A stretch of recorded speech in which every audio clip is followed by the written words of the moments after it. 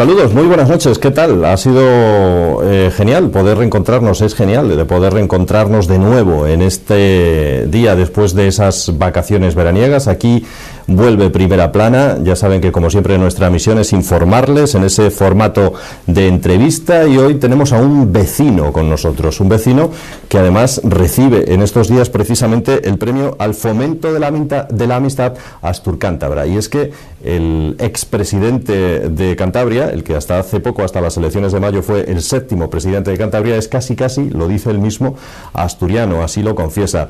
Miguel Ángel Revilla abre hoy, por tanto, nuestra nueva etapa de Primera Plana. Le vamos a saludar inmediatamente a quien fue, como decíamos, presidente de la vecina comunidad cántabra, vecina y casi hermana. Señor Revilla, ¿qué tal? ¿Cómo está? Buenas noches. Muy bien, muy bien, muy bien. Decía usted que está en, no sé, hombre, estaría feo decir que es su primera tierra, pero su segunda, sin lugar a dudas, ¿no? Bueno, pues recuerdo que la primera entrevista que me hizo un medio de Asturias cuando salí presidente, al día siguiente me sorprendió ver la portada que se titulaba "Soy muy asturiano", ¿no? Y ese periódico, pues hombre, también le ven en Cantabria, pero nadie me hizo ningún tipo de reproche, porque yo nací justamente en la raya entre Asturias y Cantabria, somos de la misma cultura. Yo es que cuando vengo a Asturias no tengo ninguna sensación de haber salido de mi tierra. Yo me crié en mi infancia pues con la gaita en las romerías, con las canciones del Presi, con la tonada, hablamos pues prácticamente bable, todas las palabras acaban en U, las H son Jotas. En fin, que esto no es un tema, es un tema genético, yo creo, ¿no? Pertenecemos a esa cultura de las Asturias de Santillana, de siglos, de convivencia, donde hay un cariño en esa parte de Asturias, y yo creo que es recíproco, ¿eh? Cuando alguien va, pues no sé, de Panes a Potes, no creo que tenga ninguna sensación de haber cambiado ni de suelo ni de paisanaje, ¿no? Parece que lo único que nos separe a los asturianos y a los cántabros es la variante esta de Unquera-Llanes, ¿no? Dichosa, ¿o qué? Pues esa carretera, por lo menos hoy he visto alguna pala por allí trabajando, pero es un escándalo que esa carretera pues no esté acabada, ¿no? Que nos pone pues a 20 minutos más de distancia en tiempo Oviedo de Santander. Pero yo cuando me llaman de Asturias es que me vengo disparado, no pregunto para qué, vengo, simplemente vengo. Y son tantas veces al cabo del año las que aparezco por aquí y con el cariño de la gente, que aquí en la amarga un dulce. Y cuando me dicen "ven pa' Asturias", pues no hace falta insistirme, allí me presento, sea en Oviedo, en Gijón o en cualquier puebluco del interior de Asturias. ¿Ha sido allí en Cantabria un verano tan lluvioso como aquí en Asturias, tan atípico como este que hemos tenido? ¿Se quejan los hosteleros, los comerciantes, etcétera, o no? Igual. Yo hago la broma de que antes decía yo que tenía poderes sobre el tiempo, ¿no? A veces hacía bromas yo con esto del tiempo, y soy una persona que tiene, como todos los que hemos nacido en los pueblos, pues tiene una sensación de cuándo va a llover o no va a llover. Y ahora me preguntan: "Revilla, ¿pero qué pasa? Que ahora, desde que no estás tú, no para de llover, y antes hacían unos veranos de sol". Digo, ay, que he perdido los poderes ya para influir en el tiempo, pero ha sido el peor verano que se recuerda, yo creo, que para los que están vivos. Es que en el mes de julio creo que ha habido 4 días de sol en todo julio, y agosto va por el mismo camino. Muy mal, muy mal. ¿Más tranquilo ahora que ya no es presidente de Cantabria, o no? Pues no creas, porque yo sigo con la agenda llena. Todos los días me invitan de cantidad de sitios. Hace 4 días he estado dando el pregón en Cistierna, en León, y tengo ahí un montón de localidades de España que me invitan para ir. Allí dije en Cistierna, digo yo, que no me inviten de todos los sitios porque no puedo desplazarme y no tengo tiempo, pero hay sitios donde yo, si me invitan, voy. Asturias, a todos los sitios de Asturias, adelanto que cualquiera que me llame de cualquier pueblo voy. León, porque es de allí mi mujer. Lugo, porque allí es el padre de mi mujer. Y Cantabria, ese es donde yo me muevo, ¿no? Y donde he dado un montón de pregones el año pasado, tanto en León me dieron el micrófono de oro, fui pregonero del Botillo de Fabero, he estado de pregonero en Lugo, en San Lucas, me parece que es el patrono, he estado también en Foz y también en Apontenova, y aquí en Asturias he estado pues en en la cepa de vino que me dieron, la cepa de oro de Cangas, en la lámpara minera en Mieres, he estado en La Nueva, bueno, un montón de sitios. Acumula infinidad de premios aquí en Asturias, además, muchos de ellos. Sí, bueno, yo soy tan raro que es que me encanta que me los den, ¿eh? Y hombre, qué menos que venir a recogerlos, ¿no? Evidentemente. Bueno, además usted es un personaje muy televisivo, ¿no? Esa faceta suya de aparecer en las televisiones va a seguir, ¿no? Sí, a partir de septiembre volveré, pues no sé por qué razón caigo bien a la gente. Ha sido algo que he descubierto pues desde que fui presidente, porque yo no tengo ninguna sensación de haber cambiado en nada. Yo a veces les pregunto a los que estudiaron conmigo el bachiller o en la universidad en Bilbao, oye, pero vosotros a mí me veis distinto a como era, ¿no? Es igual. Y entonces he llegado a la conclusión de que al ser presidente, pues la gente se fija más en el personaje y llama la atención probablemente algo que no debiera de llamar la atención a nadie, y ese es un tipo normal, ¿no? Yo siempre me he considerado normal, incluso ahora, pues la gente le extraña que no siendo presidente, pues vaya a los mismos sitios que iba antes. Pero también fui antes de ser presidente, ¿no? Entonces yo les digo, bueno, que por encima de los cargos, que eso son coyunturas y que yo nunca me creí eso de presidente, ni ejercí de presidente en el sentido del protocolo y el boato que lleva el cargo, se es persona. Y eso es importante, eso sí que permanece con el tiempo, ¿no? Y entonces, como sigo siendo el mismo de presidente que no siéndolo ahora, pues también eso a la gente le llama un poco la atención, ¿no?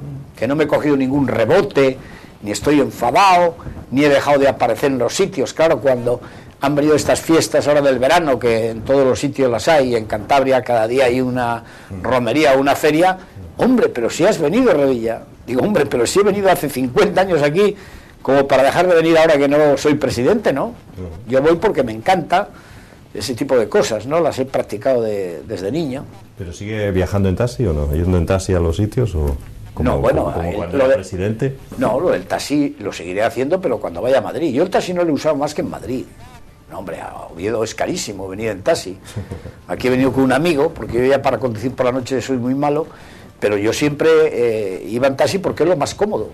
Y a mí sí que me llamó la atención el que eso fuera noticia, ¿no? Ir en taxi. Digo, hombre, la noticia sería que Revilla se hubiera presentado un día en la Moncloa a caballo, ¿no? Pero en un taxi. Como yo nunca he llevado ni guardaespaldas, ni he tenido esa parafernalia que tienen otros presidentes, pues yo cogía el avión en Santander, llegaba a Barajas, y si tenía que ir a la Zarzuela, pues allí hay 1000 taxis esperando, ¿no? Y además esos no se equivocan nunca. O sea, aciertas, no te pierdes en esas ciudades tan grandes, ¿no? Jamás se me ocurrió a mí ir en mi coche a Madrid, ¿no?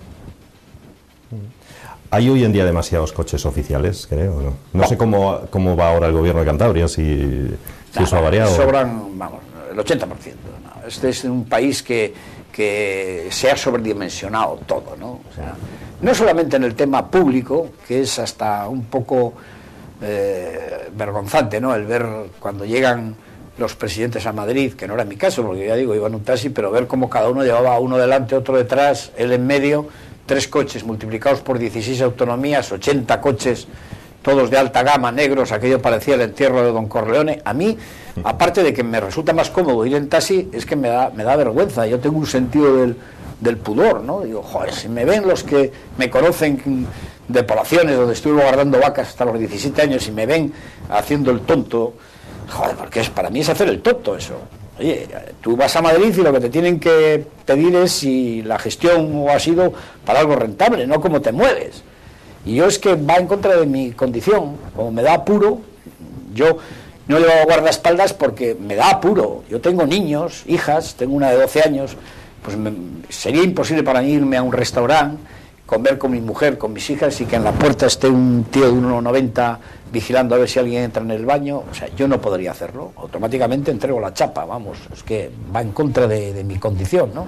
O sea que, no sé, cada uno es de una manera. Yo no critico que a lo mejor en el País Vasco haya que llevar guardaespaldas, ¿eh? A lo mejor ahora ya no, pero hace años allí te juegas la vida, ¿eh? Yo lo entiendo que lleven guardaespaldas, pero en Cantabria, como me preguntaban, dice, hombre, tú eres muy beligerante con ETA, te metes mucho con los terroristas, les he llamado de todo, asesinos, de todo.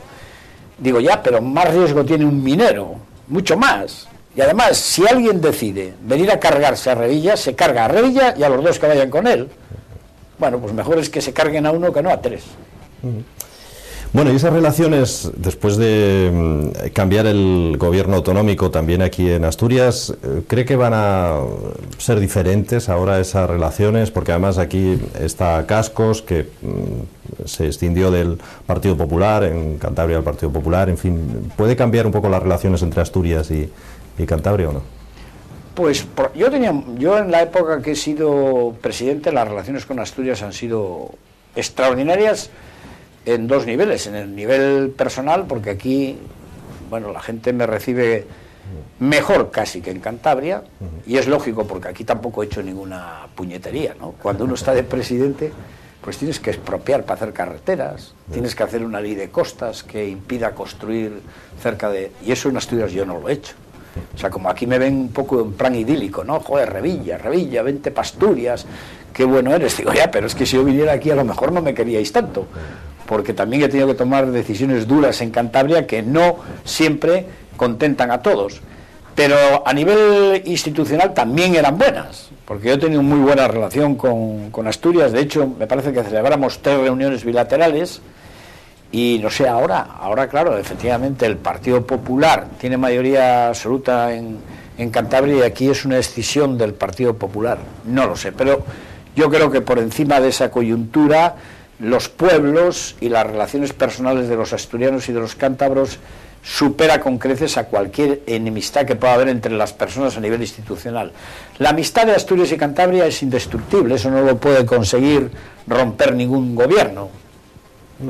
Yo creo que ahí seguiremos siendo, como tantas veces he dicho, pues la misma tribu, ¿no? Y de ese nuevo presidente asturiano, el que fuera ministro de Fomento, de Álvarez Cascos, ¿qué piensa? Bueno, es que yo no sé por qué, claro, he estado haciendo memoria de los orígenes, nunca he tenido buena relación con él, y si me dices, ¿pero ha habido algo especial? Pues no, especial no. Yo fui 8 años consejero de Obras Públicas de Cantabria, y vicepresidente del gobierno, y él era ministro de Fomento. Él tenía un personaje en Cantabria que es su amigo, y supongo que seguirá, aunque él sigue en el PP, que es un senador, con lo cual yo le pedía entrevistas y me decía que no, que él tenía que pasar todo por ese amigo, al que le tenía yo que hacer las peticiones, y que él a quien recibía era su amigo, ¿no? Que era el alcalde de Santander entonces. A mí aquello me parecía increíble, ¿no? Y luego pues tuvimos algún choque de casi cómicos, ¿no? De inaugurar una autovía un día y estar yo allí en la primera fila, ¿no?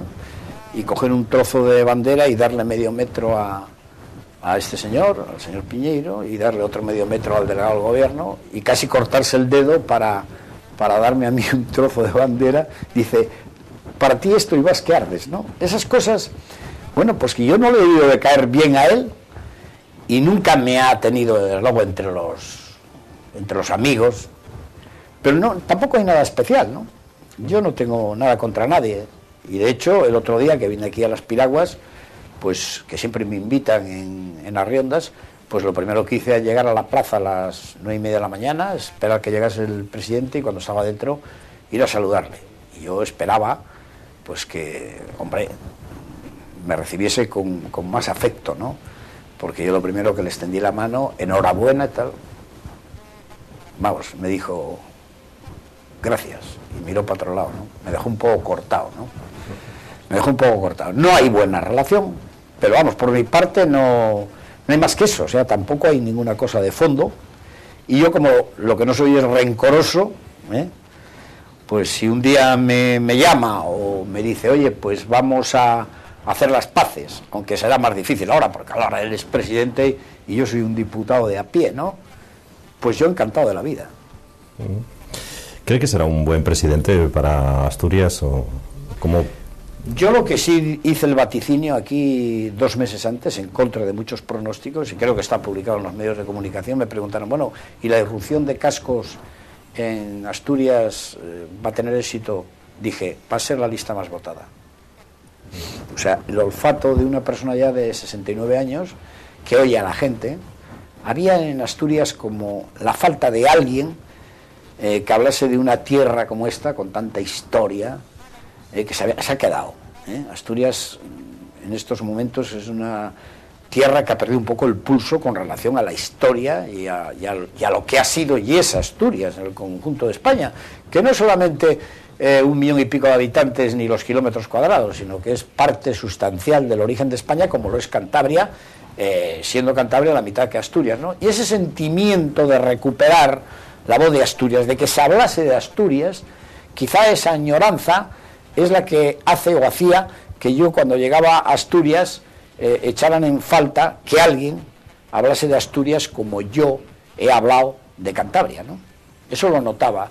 Entonces, Cascos, con un programa en que ha basado la recuperación de Asturias en primer lugar, pues ha tenido un éxito electoral que yo le había vaticinado en contra de quienes pensaban que el Partido Popular iba a ser la lista más votada en las elecciones, ¿no? ¿Podría haber una sintonía, porque lo digo porque son los dos partidos regionalistas, entre FAC y el Partido Regionalista de Cantabria, o no? Pues pudiera haberla, porque lo que está claro es que a partir del 20 de noviembre en el Congreso de los Diputados de Madrid va a haber diputados asturianos, y hablo de diputados asturianos, no hablo de PP y PSOE, que todos sabemos que, con todos mis respetos, son partidos de ámbito estatal que en las regiones son sucursales de lo que se decida en Madrid, ¿no? Cascos va a tener representación en Madrid y el Partido Regionalista también, o sea que sí que nos vamos a encontrar allí. Y sin duda ninguna, si hay temas que casi todos son coincidentes en la defensa de los intereses comunes, vamos, yo defender los temas de Asturias en Madrid me es tan sencillo como defender los temas de Cantabria. Hablar del precio de la leche es hablar de un problema de Asturias y de Cantabria. Hablar de comunicaciones es hablar de un problema de Asturias y de Cantabria. Hablar del AVE es hablar de un problema de Asturias y de Cantabria. Hablar de la pesca es hablar de un problema de Asturias y de Cantabria. Hablar de los picos de Europa es hablar de Asturias y de Cantabria. Por lo tanto, independientemente de la representación que tenga Asturias, lo que está claro es que quien esté en Madrid del PRC también va a defender los temas de Asturias. A pesar de que no exista una amistad, digámoslo así, entre... Eso tiene que estar en segundo plano. España, Asturias, Cantabria está por encima de quien esté en un momento determinado representándola. Eso está claro para mí, ¿no? ¿Tiene claro lo del 20N, lo de ir a las elecciones del 20N, o todavía está ahí? No, el partido regionalista va a las elecciones, eso ya lo aprobó hace un año. Pero decía que no estaba usted muy convencido de eso, no era su... Hombre, mí abandonar Cantabria, es que estar martes, miércoles, jueves y viernes en Madrid,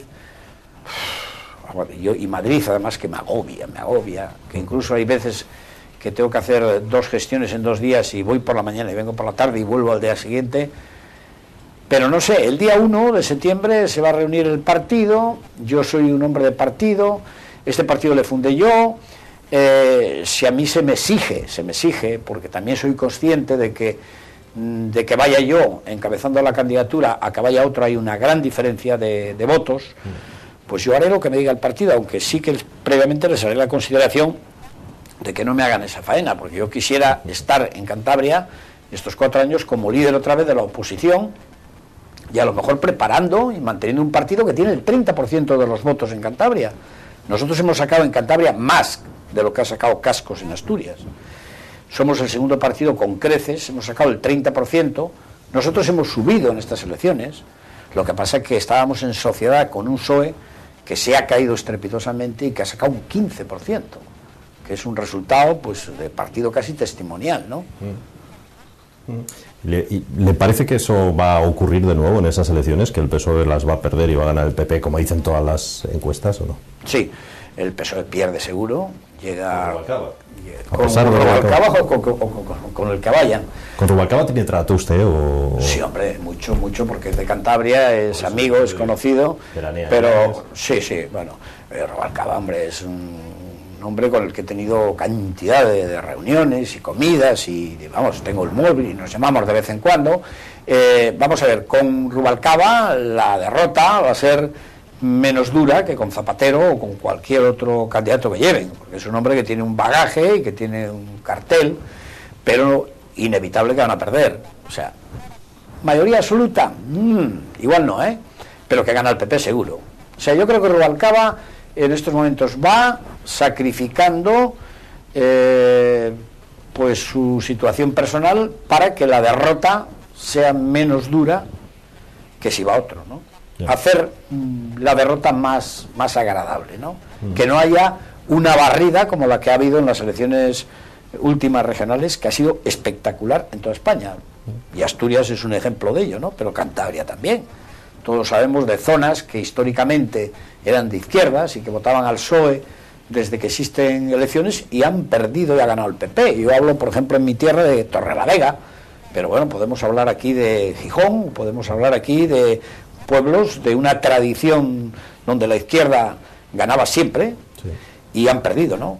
Yo creo que ahora la diferencia no va a ser tan grande, se va a minorar esa derrota, pero inevitablemente el cambio llega y yo veo a Rajoy presidiendo el gobierno de España. Y volviendo a Rubalcaba, ¿es tan maquiavélico como le pintan a este hombre o no? Yo creo que no. No es para tanto, ¿no? No.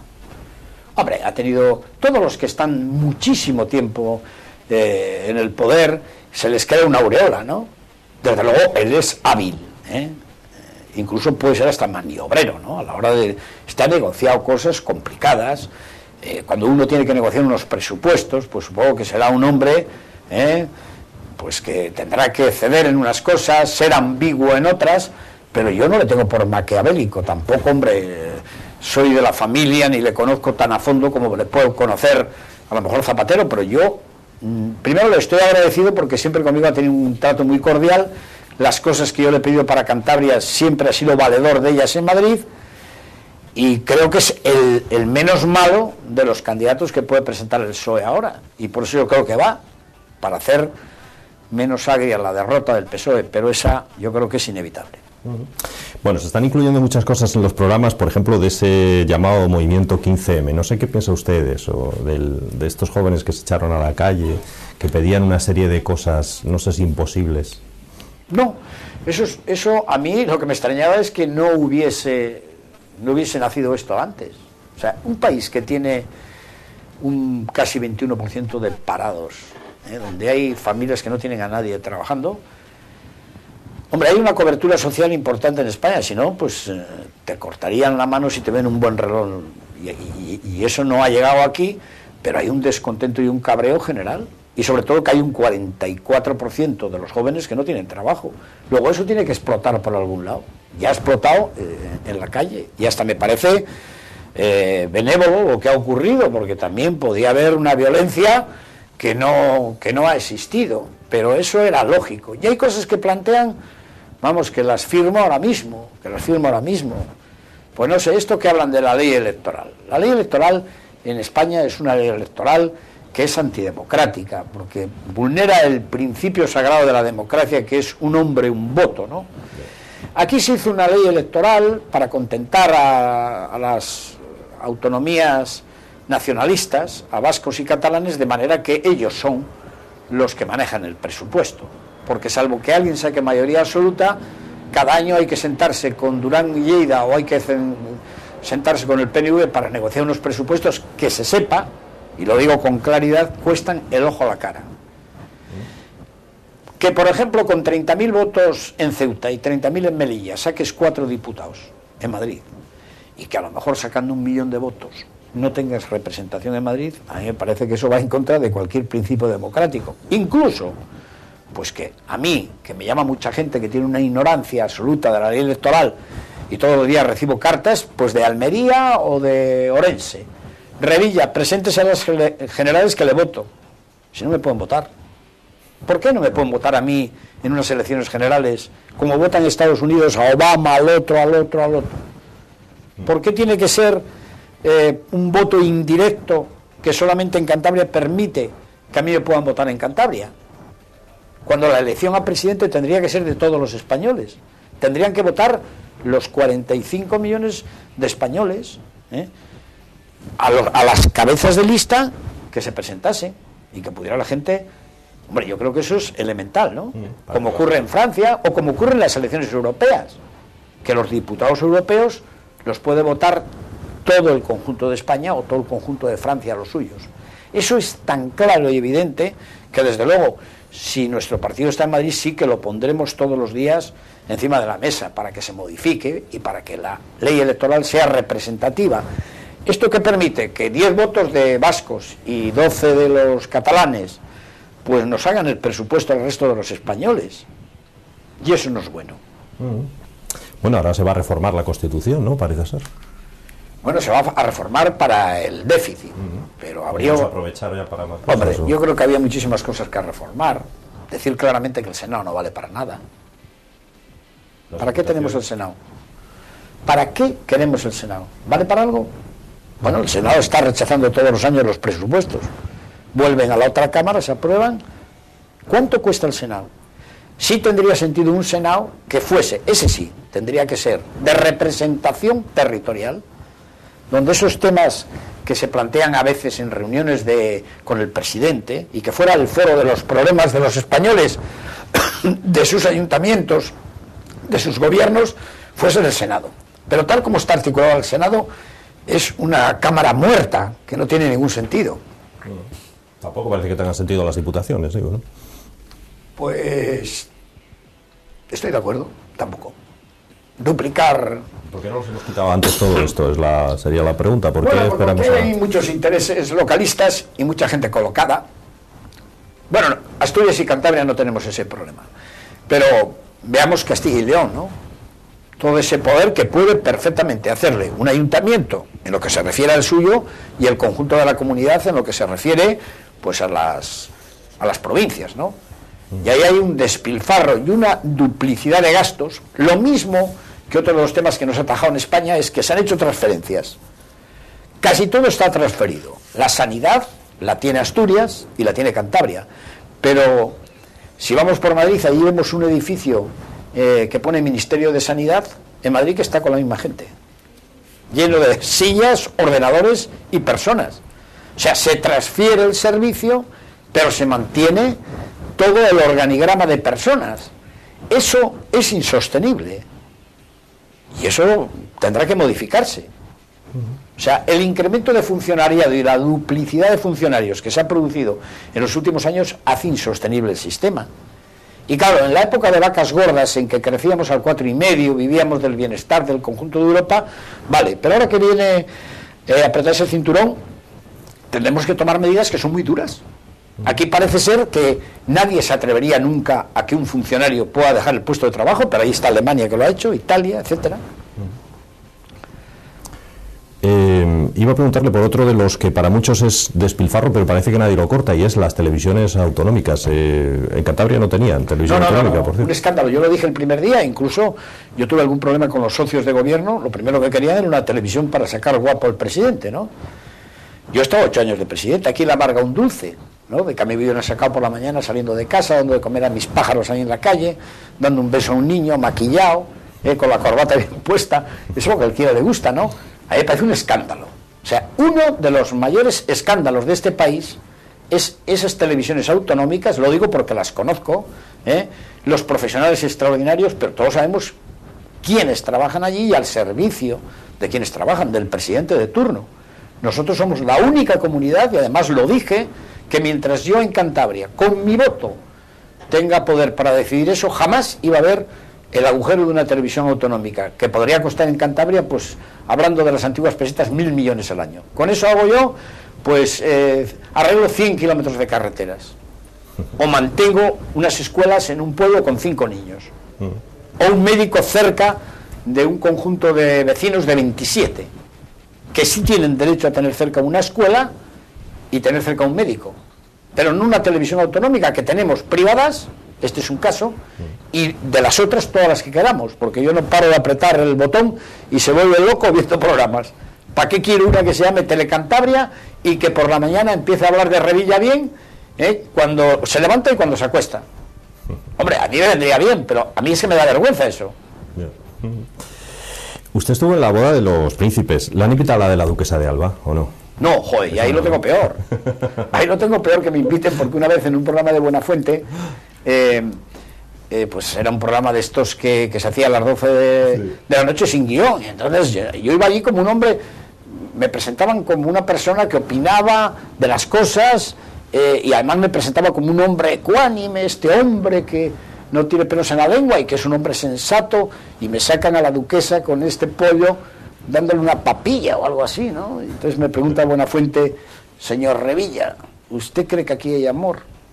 ¿Usted que es un hombre serio? Y claro, te hacen esa pregunta a las 12 en directo, y yo digo, aquí tiene que intervenir el fiscal general del Estado y trincar a este tío por cara dura.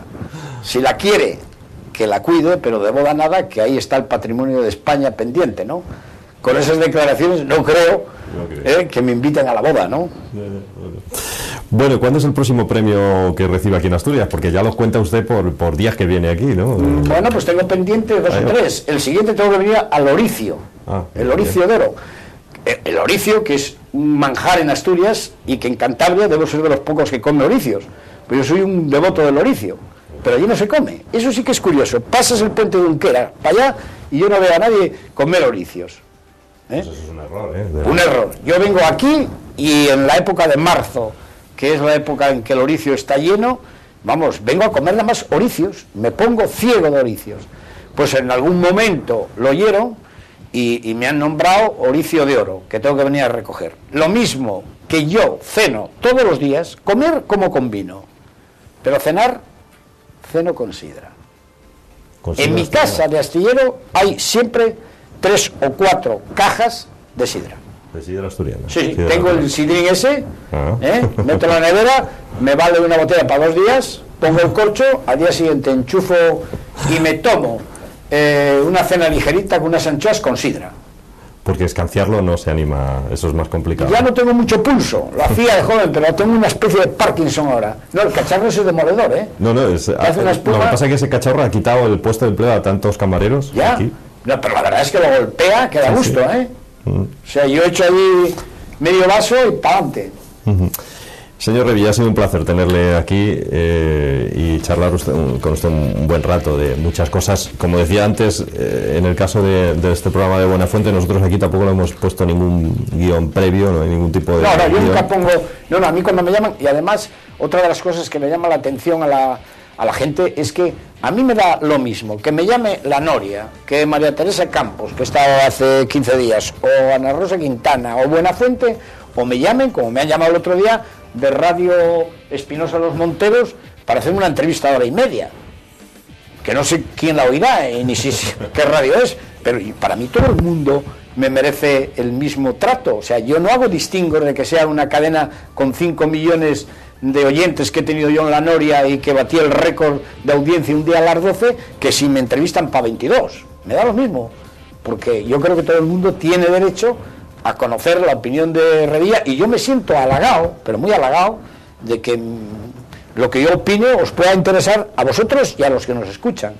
O sea, que sabéis que en cualquier momento que me llaméis, como he hecho ahora, que me llamasteis ayer, digo, ahí estoy.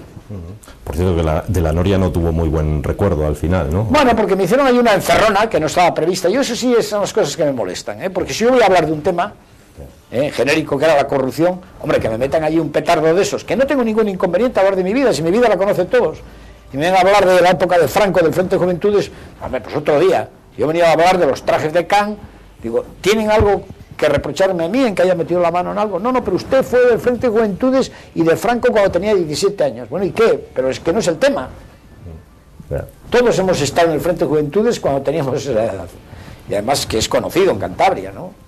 Pero estaba preparado, eran las vísperas de las elecciones y me habían preparado ese cartucho de una señora que, por otra parte, pues bueno, todos sabemos quién la paga y al servicio de quién está. Curioso que hasta ahí llegue la política, ¿no? Está muy comprado todo, ¿eh?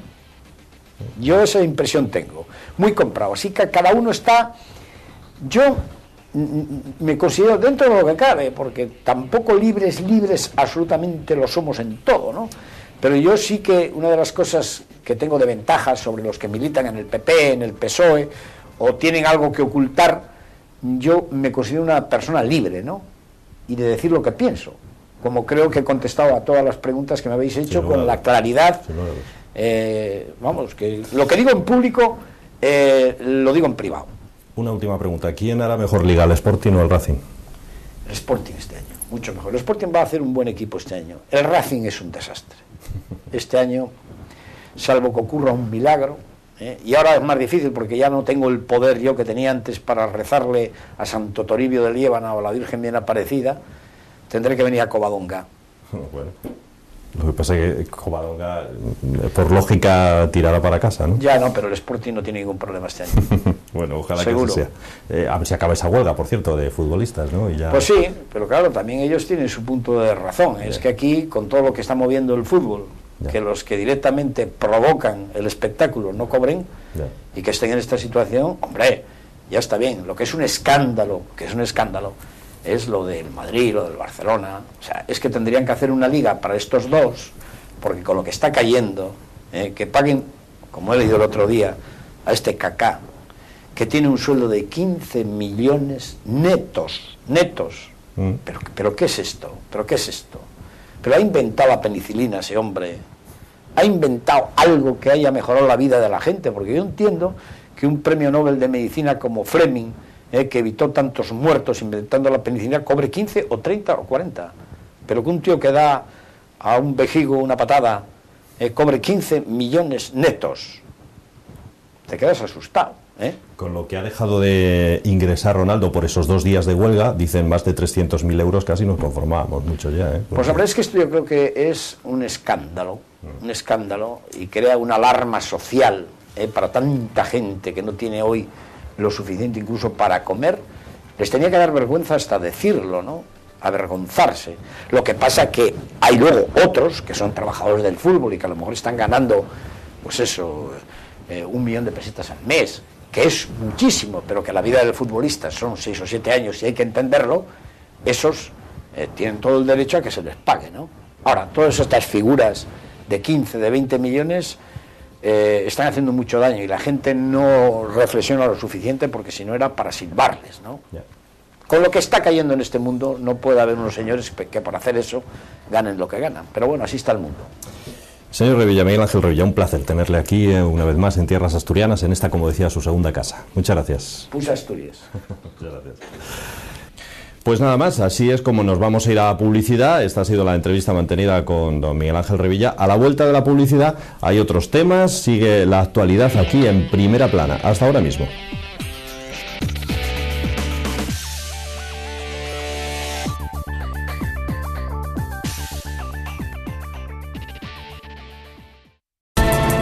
Aquí estamos de nuevo, señoras y señores, con ustedes, segunda parte de este Primera Plana. En esta nueva temporada que comienza hemos decidido dedicar esa segunda parte de nuestro programa a ver la actualidad del mundo del deporte, del mundo del espectáculo, del mundo del humor. Hoy en concreto nos vamos a centrar en el fútbol. Hemos vivido un inicio de liga, de temporada bastante atípico, como saben. Hubo que retrasar precisamente el comienzo de la Liga de Fútbol por la huelga de futbolistas. Hoy nos hemos preguntado muchas cosas sobre ese asunto, sobre la huelga de futbolistas, sobre los clubes de fútbol, sobre por qué deben tanto como deben a la Seguridad Social, a Hacienda, siendo sociedades anónimas, cuando otra empresa cualquiera no se le permite esa situación. ¿Por qué es tan irracional todo lo que está relacionado con el fútbol? Y para ello vamos a hablar con Javier Calzadilla, que fue directivo del Real Oviedo, concretamente en el año 1971, presidente del Vetusta también, fue también jugador del Juventud Asturiana y además fue presidente de la Asociación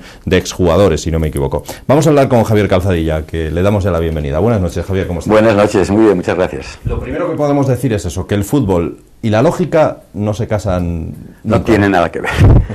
Creo que lo acabas de decir muy bien, es un asunto irracional. Y intentar explicar las cosas irracionales pues no tiene sentido, ¿no? Pero todo lo que pasa alrededor del fútbol, el fútbol es una pasión. Es una pasión, yo creo que es un fenómeno sociológico poco estudiado, fíjate, yo creo, ¿no? Es decir, que de tal manera que toda esta gente que se cree, vamos, que por ser progresistas, digamos, entre comillas, ¿no? pues desprecia el fútbol, está equivocada. Yo creo que es un fenómeno incluso poco estudiado, ¿no? Por su irracionalidad, por su pasión, por lo que supone, por muchas cosas, ¿no? En primer lugar, porque alguien que es un equipo de fútbol desde niño no cambia de equipo, es de la única cosa de la que no cambiamos, seguramente. No cambia de mujer, de marido, de religión, de novio, partido político, no digamos, pero de partido de fútbol no. De equipo de fútbol no, sí. Y es irracional hasta la huelga, porque ¿cómo se entiende que un jugador como Ronaldo, por ejemplo, ¿no? Gente que cobra, bueno, por no ir a trabajar esos 2 días le han descontado 300 y pico mil euros, ¿no? Sí, sí. Bueno, pues esa gente hace huelga. ¿Eso cómo se entiende? Bueno, hacen huelga porque la tiene una asociación, un sindicato, el único que tienen los futbolistas, que les ordena. Yo no sé si lo que los futbolistas pensarían sobre la huelga. Eso es otra irracionalidad del fútbol. Es decir, han intentado meter lo que es una pasión en el calzador de sociedades anónimas, ¿no? Y hablando de empresas. Y por lo tanto, como tales empresas, pues pueden ir a la huelga los trabajadores de esa empresa, que están representados por un sindicato. Es un único sindicato. Es otra de las cosas del fútbol. Los futbolistas solo tienen un sindicato, ¿no? Digamos, que no pasa en ninguna otra empresa del mundo. Y han ido, bueno, y aunque yo creo que tienen derecho a la huelga como cualquier trabajador. Son trabajadores profesionales como los soldadores de una fábrica de calderería, ¿no? O sea, que tienen derecho. Pero sí que choca, pero choca por esa cosa irracional. Es decir, no te explicas cómo estos jugadores de tu equipo que tú sufres con ellos, que te alegras con ellos. Yo creo que los futbolistas profesionales no son muchas veces conscientes de lo que puede suponer ganar una Copa de Europa, la alegría, la inmensa alegría que dan a veces hasta millones de personas, ¿no? Y no entiendes cómo eso que para ti es una pasión, se convierta en algo tan frío como una relación laboral, ¿no? Que es, además, que es. Sí. ¿Y tienen razón los futbolistas en ir a la huelga o no? No lo sé.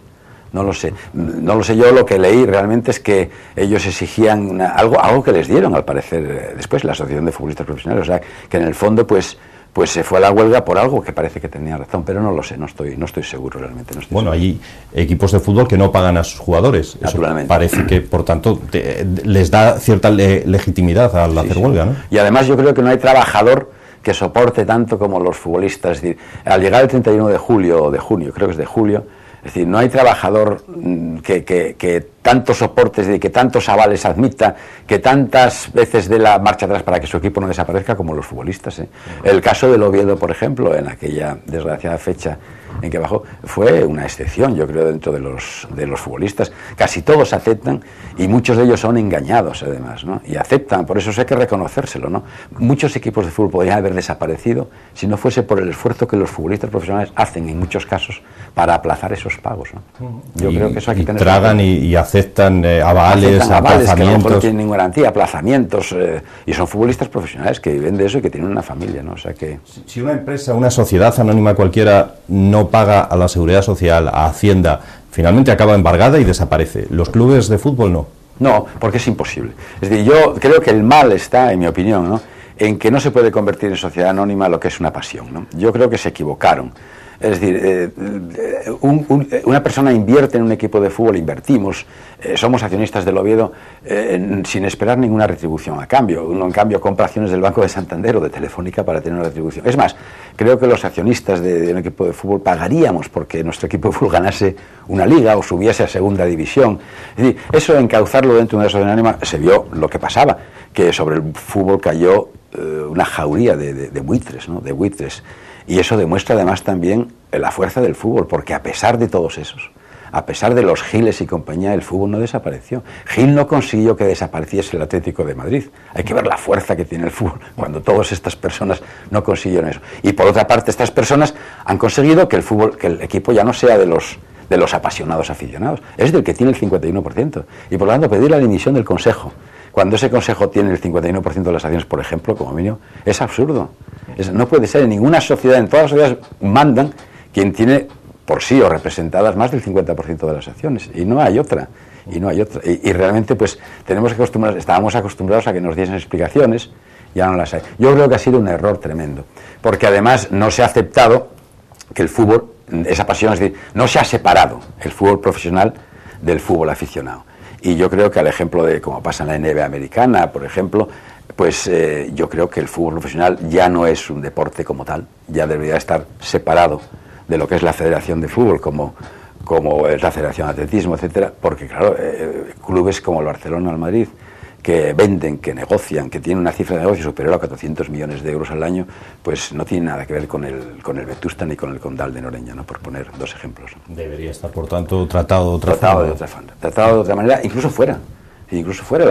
Ahora se vio en la huelga, es decir, en la huelga se vio que esto es una empresa, que es un conglomerado de empresas, que hay una patronal, que son los equipos de fútbol, y hay un sindicato que es el de los futbolistas. ¿Qué tiene que ver eso con el fútbol aficionado y juvenil y eso? Yo creo que no tiene nada que ver. Y yo creo que sería bueno separarlo, sí. Y en estos momentos de crisis, donde miramos con lupa cualquier gasto, ¿no cree que eso debería controlarse mucho más? Que los clubes de fútbol deberían pagar a, bueno, ya no solo a los futbolistas, a la Seguridad Social, a Hacienda, a proveedores, etcétera, y no permitírsele ese tipo de desmanes. Naturalmente, pero eso es otra de las causas, de las consecuencias de las sociedades anónimas deportivas. Es decir, un empresario aterriza en un equipo de fútbol, porque tiene la mayoría y es entonces automáticamente, si alguien protesta y las cosas van bien, el equipo es suyo, porque tiene el 51%.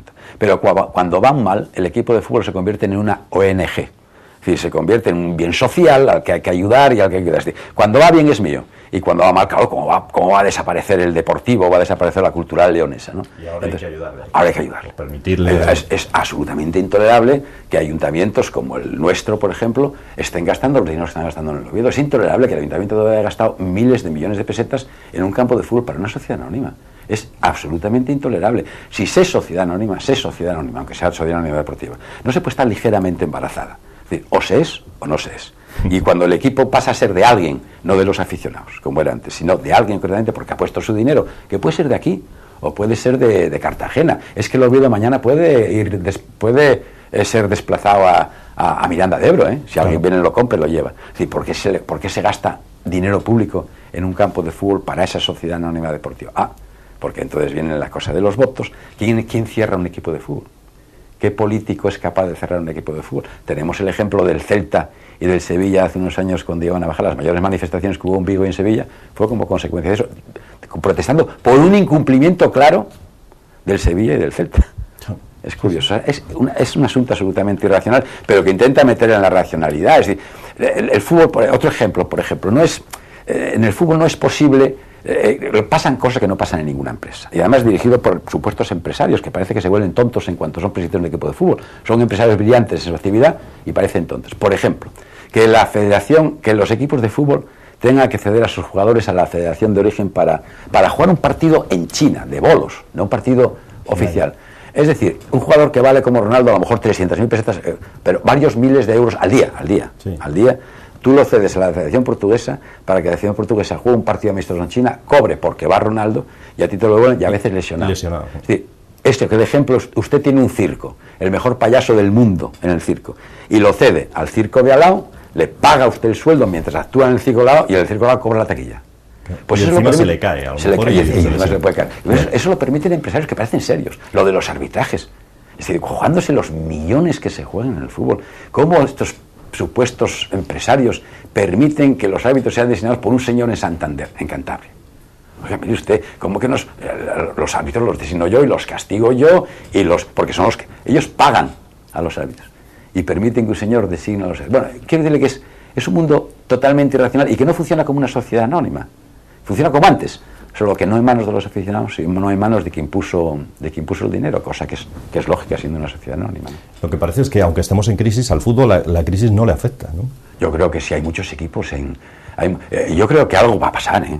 Es decir, cuando ves las cifras de los equipos, algo tiene que pasar. La agencia tributaria y la seguridad social, en el fondo, con los equipos de fútbol, mire, no se están portando distinto que en el resto de las empresas, ¿eh? Es muy difícil que la agencia tributaria y la seguridad social cierren una empresa. Es decir, siempre se intenta todo tipo de facilidades, de aplazamientos, de tal, como en el fútbol. La diferencia, yo creo, con el fútbol y las empresas es que esos aplazamientos las empresas suelen cumplirlos. Y en el fútbol muchas veces no cumplen ni eso, ¿no? Porque ya digo, se considera que es una ONG, pero si es que un director era su director o vicepresidente de la Federación Española, pues su director deportivo, no sé qué era, llegó a decir que en el fútbol no tenían por qué pagar IVA, que en el fútbol no tenía por qué pagar impuestos porque genera muchos ingresos. Claro, y el Banco de Santander, que genera mucho más y que tiene mucho más empleados, pues tampoco tendría que... O sea, han llegado a decir esas irracionalidades, ha llegado gente a proponer que el fútbol no pague impuestos. O sea, fíjese hasta dónde podemos perder el oremus, ¿no? Javier, 80 millones de pesetas puede valer un jugador, realmente eso, bueno, este año han sido más recatados. De euros, perdón, eso quería decir, todavía hablamos de, 80 millones de euros, este año han sido más recatados, 30, 40 como mucho, pero ha habido años, el caso de Ronaldo, de pagar esas barbaridades. Sí. Bueno, el Madrid no es una sociedad anónima, es de sus socios y debe ser que lo genera, Yo desde luego tengo la experiencia del Museo del Real Madrid y del Barcelona. El Museo de Barcelona es el museo más visitado de Barcelona y el del Madrid es el segundo de Madrid después del Prado. Y hay que ver aquello, lo que es la caja. Los dos equipos venden más de 400 y pico millones. Tienen una cifra de negocio superior a los 400. El Madrid es que son colas. Entonces, pues seguramente lo vale. Pero si se ficha un jugador como Beckham, por ejemplo, para vender camisetas en Asia, ¿pero qué tiene que ver eso con el fútbol? ¿Por qué está en la misma federación que el Vetusta o que el Candás o que el Marino del Banco?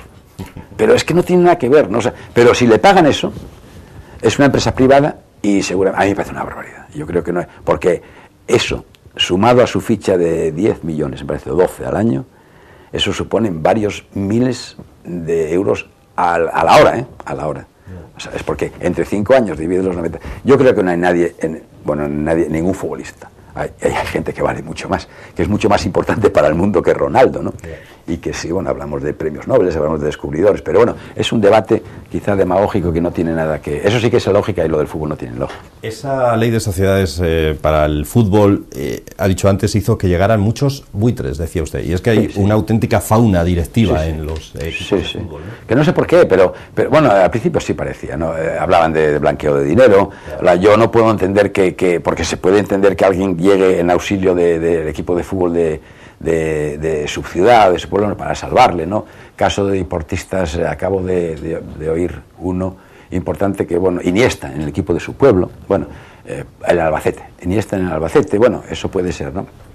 Cosa que podría hacer aquí Fernando Alonso perfectamente y que no hace, por otra parte. Pero en fin. Que pusiera dinero para el Oviedo, ¿no? Que echara una mano. Es que gana bastante como para... Bien, entonces, pero lo hace y es respetable, ¿no? Lo que quiero decirle que esos equipos de fútbol, me decía que cómo sobreviven con... La pregunta es eso, ¿cómo es posible que haya llegado esta fauna, por así, entre comillas, pero por denominarlo de alguna forma, esta clase de directivos que algunos de ellos tienen, algunos venidos hasta de los países árabes a base de jeques, a bases de talonario, ponen el dinero que sea y el club es suyo, ¿no? Ahora yo creo que al principio era más bien por la notoriedad, es decir, tiene mucha notoriedad social ser presidente del equipo de fútbol de tu ciudad, de tu pueblo, ¿no? Por notoriedad y porque algunos, desde luego yo no creo que ninguno creyese que era negocio, otros como Asensio, tal, por el tema de los medios de difusión, porque claro, no se entendería, es muy difícil que Asensio sea al mismo tiempo un aficionado del Sporting, del Hércules y del Mallorca, creo que era al mismo tiempo propietario de los tres, eso es imposible. Hay quien dice por blanqueo de dinero y después yo creo que hay otros por otras intenciones. Yo sinceramente siempre he creído que Gil lo que quería era que el Atlético de Madrid desapareciese y llevarlo a Marbella para vender el Metropolitano, el Vicente Calderón, que vale una pasta. Yo siempre, conociendo al personaje, era posible. Pero sobre todo, en España, ¿cuándo la gente conoció a Gil? En España, ¿cuándo la gente conoció a Núñez? En Barcelona no digamos, donde ser presidente del Barcelona es casi más importante que ser, por lo que significa el club, ¿no? O sea que yo creo que primero había un afán de notoriedad, ¿no? Y después ahora, pues estos árabes, pues yo creo que por las inversiones que pueden hacer ahí. No tiene otra explicación, porque ¿cómo un billonario ruso puede pagar 20 millones son, ¿no?, de euros a Eto'o por una temporada, ¿no? Pues no, primero porque le sobra mucho dinero, segundo porque lo ganó bastante fácilmente, y tercero yo creo que es por esa notoriedad y por los palcos, y segundo porque han dicho que en los palcos se hicieron muchos negocios, ¿eh? Sí, de trampolín, evidentemente. Por cierto, ¿cómo ve al Real Oviedo? Acuciado también por las deudas de Hacienda, de Seguridad Social, etcétera. No sé cómo acabará la temporada. Yo tampoco, y mucha gente se pregunta lo mismo, ¿cómo acabará esto? ¿No? Porque no parece que tenga fácil solución, a pesar de los 200.000 euros que le han tocado del traspaso de Mata, ¿no? Yo lo veo muy mal, pero no peor que otros equipos de fútbol que han sobrevivido, ¿no?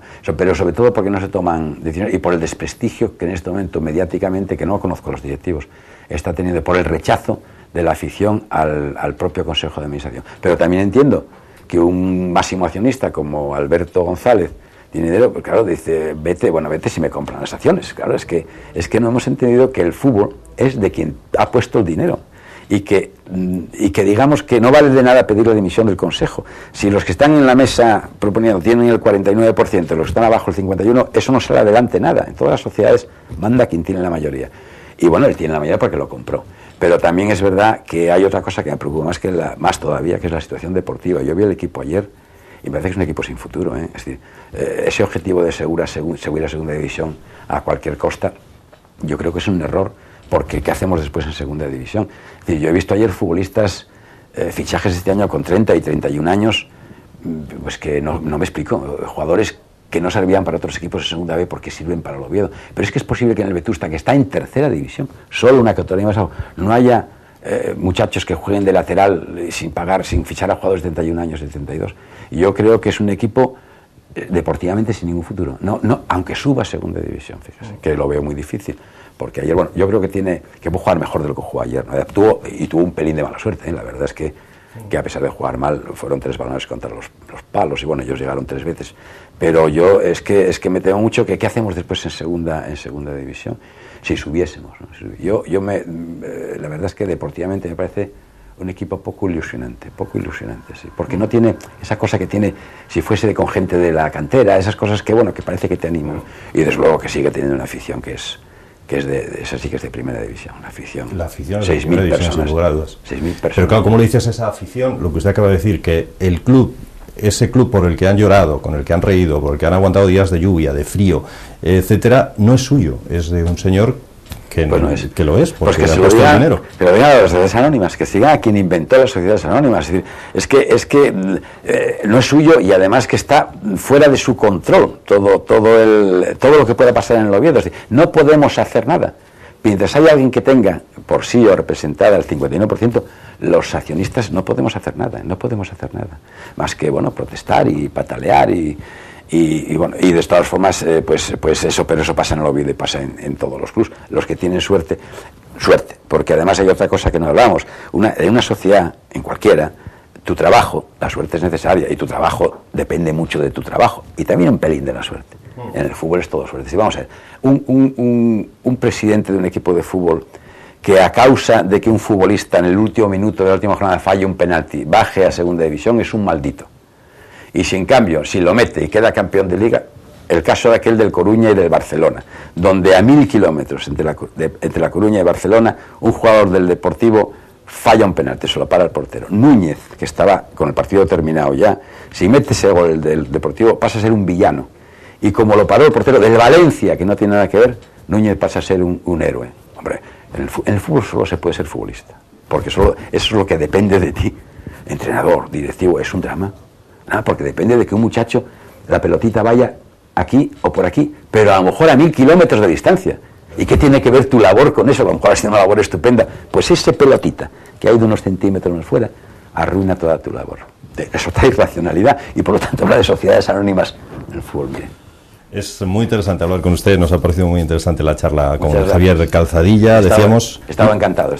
Y nosotros igualmente, directivo del Oviedo lo fue en el año 1971 y presidente del Vetusta. Afortunadamente fue poco tiempo, presidente. Un año, es bastante. Un añito, que no está mal. Es suficiente, además, es para ser un poco más objetivo. Bueno, más objetivo en el fútbol no se puede ser objetivo, yo lo que quiero es que gane el Oviedo siempre, la verdad, claro. Pero sí para ver el fútbol de otra visión, sí. Javier, muchas gracias por estar con nosotros esta noche. Ha sido un placer. Y como despedida, señoras y señores, en esta nueva temporada queremos prepararles cada día una sorpresa. Hemos echado mano a nuestro archivo, un archivo desde luego también muy interesante, con muchas cosas que ver. Son más de 10 años de esta televisión, imagínense si hay imágenes que recordar, momentos que vivir de nuevo.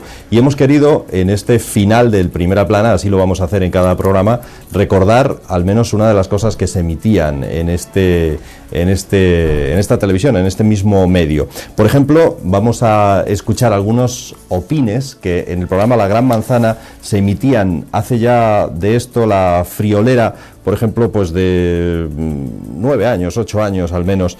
Opines sobre, por ejemplo, quién hace las tareas domésticas. De esta forma tan divertida comentaba la gente en la calle, contestaba a esta pregunta, y nosotros hemos querido, ya digo, despedirnos hoy, como vamos a hacer todos los días, recordando una de esas historias que se vivían en esta televisión. Gracias, muy buenas noches y hasta la semana que viene.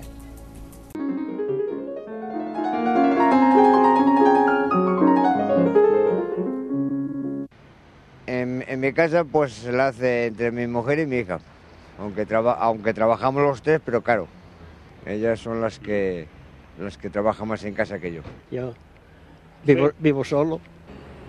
¿Cómo? ¿En su casa quién hace las tareas domésticas? La mujer. La mujer. Usted no, ¿no? Mi madre, pero bueno, porque ella solo trabaja en casa. Entonces, pues la verdad que mi padre en mi casa ayuda, bueno, se puede decir que poco, pero bueno, la verdad que está bastante ocupado, entonces es normal. No, a mí me tocó hacerlas yo. Siempre usted, ¿no? La mujer siempre. Muy bien. Porque mi marido no lo entraba eso. Bueno, si lo tenía que hacer, pues lo haría, pero... Pero lo hace usted, ¿no? Sí. Mayoritariamente las mujeres. Las mujeres. Las mujeres. Mi hermana. ¿Tu hermana? Los dos. Los dos. Trabajamos los dos. O sea que los dos. Y... Yo más, ¿eh? Más. ¿Cómo? ¿En su casa quién hace las tareas domésticas? Hombre, mi señora. Yo. O sea, en general las mujeres, ¿no? Sí, sí. Pues yo. ¿Para qué es esto? Para Teleasturias. ¡Ay, qué vergüenza! Es compartida. Es compartido. Mi hija. La hija. Sí. Ay, yo, hijo, yo. Solo yo. ¿El marido No colaboro para nada, ni el hijo tampoco. Ni el hijo. Pues en mi caso yo vivo con mis padres, lo hace mi madre.